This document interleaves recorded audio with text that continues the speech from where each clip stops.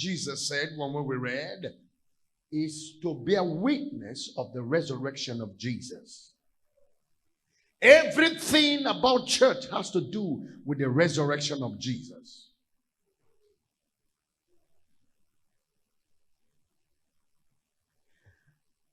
This resurrection of Jesus that you and I are to be witnesses about is what the scripture calls the Great Commission.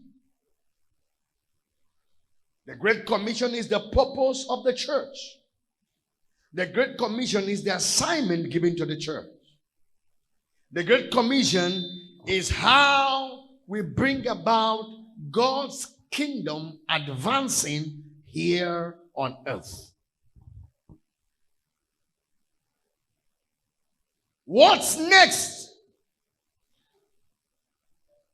22 years we have recorded strange miracles. 22 years of my life leading these flocks, I've experienced encounters beyond measure. I can't begin to enumerate them tonight. I've seen the blind eyes open in this ministry. I've seen the leprosy cleansed. I've seen cripple walk. I've seen barren come back to life. I've seen the dead come back to life. While we were building, somebody fell from the last floor, bam, and became unconscious. I've seen fruitlessness become fruitful. I've seen those who have joined this commission trusting God for the fruit of the womb, and by prophecy, they receive their sons, receive their daughters. I've seen it. I've seen the poor come into this congregation and become prosperous. I've seen those who are called weak become strong. I see those who had nothing become owners of properties. I've seen those who are homeless build houses.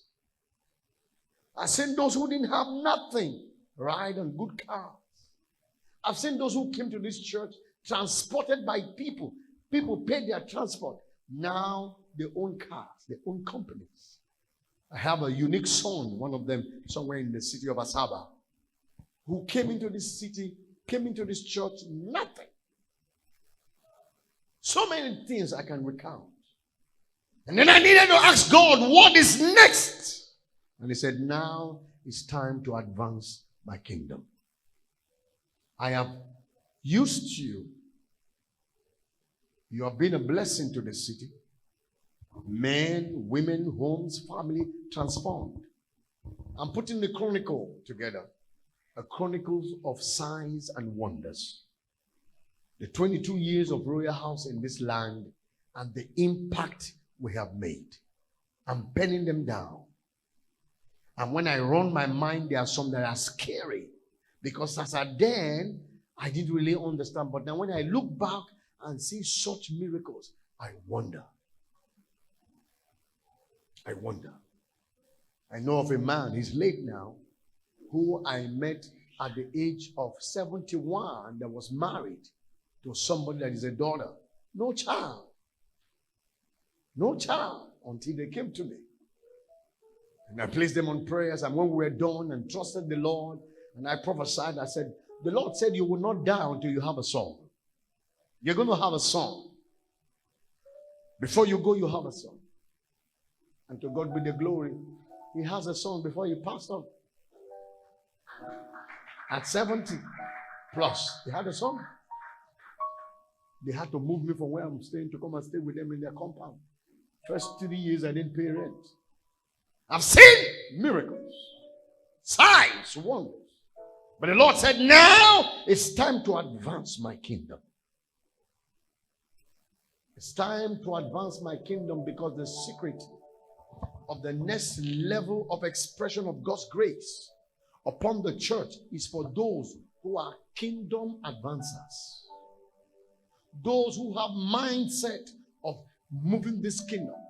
For your information, I've said it before, but let me reiterate tonight. that the coming of Jesus is at hand. And God is more concerned about those who are interested and playing their part and playing their role for his return. I told you 7 years ago, I stood on this altar and I prophesied against every other prophet and pastors and bishop and pope in this nation of how Nigeria was going to go from misery to misery to misery to misery.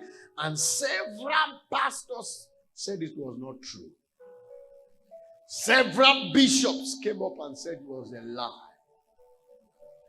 And one of the fathers I look up to asked me, why will you make such a bold proclamation publicly online?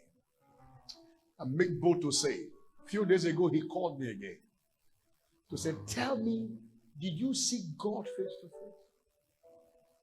How were you able to tell 7 years ago what was going to be happening in this country? I didn't see God, but I hear him.